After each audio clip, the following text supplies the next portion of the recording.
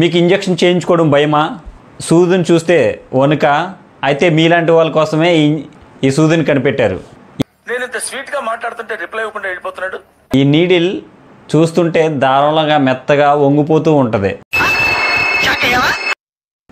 దీన్ని gallium needle అంటారు. ఇది గాలియం కెమికల్స్తో తయారవుతుంది. మరి ఎంత మెత్తగా ఉంది, ఎలా గుచ్చుతారు సార్, శరీరంలోకి ఎలా గుచ్చుకుంటుంది సార్ అని డౌట్ రావచ్చు మీకు. ఈ నీడిల్ టెంపరేచర్ని బట్టి గట్టిపడుతుంది, మెత్తబడుతుంది. ఇంజెక్షన్ యొక్క లిక్విడ్ నీడిలోకి వెళ్ళగానే స్ట్రాంగ్గా మారుతుంది.